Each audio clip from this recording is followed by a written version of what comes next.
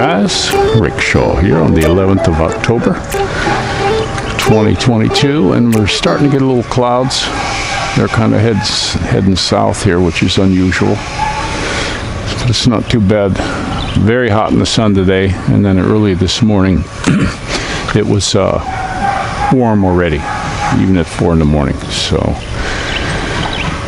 but I had a buddy that called, and he was going to be shipping a bunch of stuff over to his sweetheart here, and was asking me, he was telling me about what he was sending, and one of the things I told him, I said, take all your standard tools, because you get sets in the U.S., they're standard and metric. I said, just can them all, get rid of them all. I've been here 10 plus years, and I'm always monkeying on the kids' bikes or something, plumbing or fixing something, cars, the Piaggio, tricycles, all kinds of stuff, and never once did I encounter a standard bolt or nut or anything like that.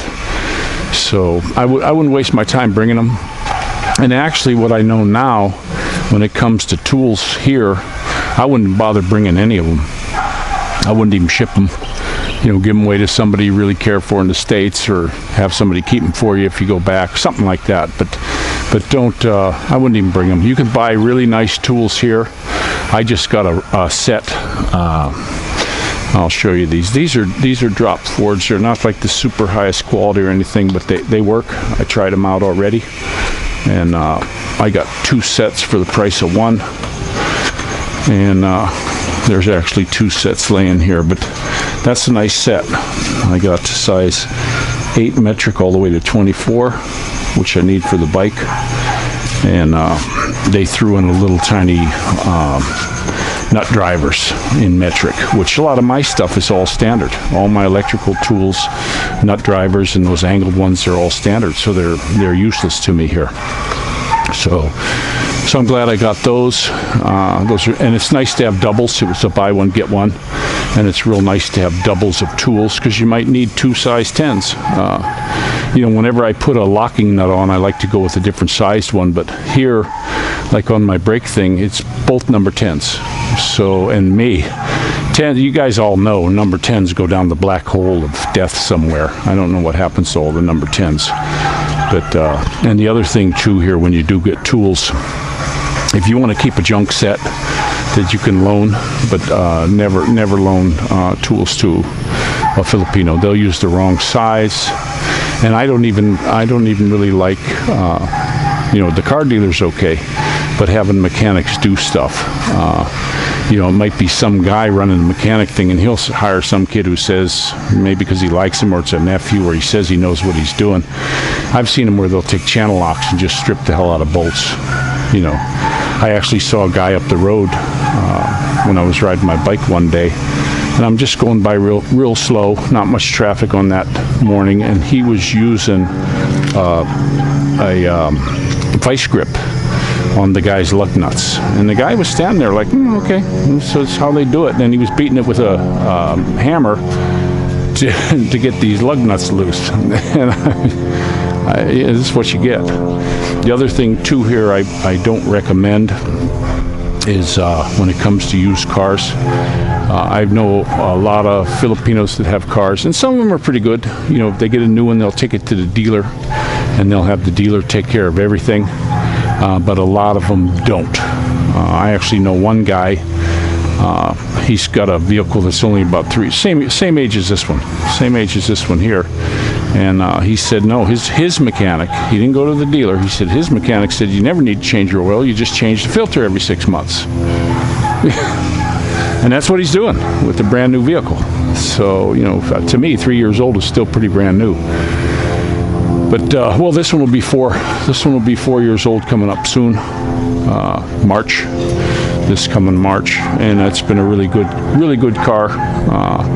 We like it, and I've done a lot of, I've kept the maintenance up on it. But here, another thing I've had, my one buddy was saying, yeah, I see they got CarMax there. Well, I know where there's one CarMax car depot. They put all the cars on grass and they just sit there. And then when somebody wants to buy one, they'll pull it out. and maybe put a battery in it or jump it or whatever to get it running so you can go look at it. But generally, new cars, you can't have a car sit. You cannot have a car sit for 6-8 months. They're just from sitting, they're going to go bad. You got to run the new ones. Now, I've seen old cars. Yeah, you could pull them out after 30 years and get them fired up. Not these new ones. You can't pull that stuff on these new ones. They're going to have problems and sensors and all this stuff's going to start going bad. You have to run them.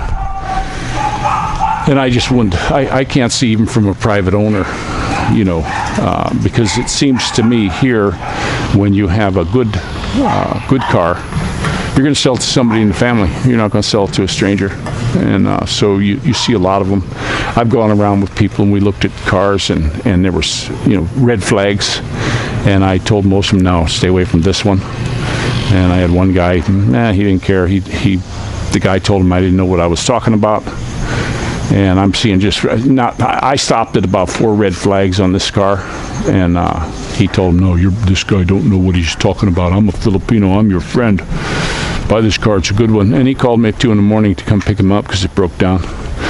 But when you're looking at a used vehicle, look underneath the hood for, rounded off bolts. And, I've actually seen a car where the tie rod, the little piece in the middle, stripped. They may not have had it tight enough and it just stripped out. So instead of getting another one of those and screwing it on and doing an alignment, they took a piece of rebar and they welded it. They bubble gum welded it to 2 ends of the tie rod, the inner and outer piece. And I'm looking at this going, and they were driving it. These people were driving it. Oh no, it's good. They got this ingenuity going on here that I don't. I'm not. Just look at a vehicle real good if you are looking at a used one, and take real good care. Look underneath, because you're going to find some stuff that you just won't believe.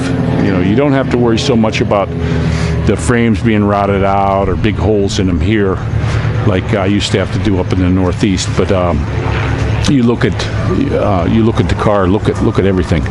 Look at how they're taken care of, how they're maintained. They'll throw new stuff over top to make them look good, just to get rid of them. And I'd be real careful, guys. And they will use the wrong size tools on bolts. I've seen it before. I've seen it a bunch of times. Go look at the mechanic. Ask to see their tools. So. But I'm going to go ahead and let you go. That was just some thoughts on tools and cars here in the Philippines. I hope it does you guys some good. These are the things I've found out in 10 plus years of being here. And if I could have, should have, would have, if I could have had my couldas, there's a lot of things I wouldn't have done when I first come here. It's just, it doesn't, it was a waste to send so much stuff. I'd have sent other stuff. I would have sent a lot more stuff, like chewing tobacco. I think I'd have taken all those tools I had, sold them, and just filled up 20 Billy Bine boxes with chewing tobacco, because you can't buy that here. And it's hard to get folks to send it to you with the way the shipping is, and they're getting funny here. But we'll see. But I'm going to go ahead and let you go. And this is Rickshaw out.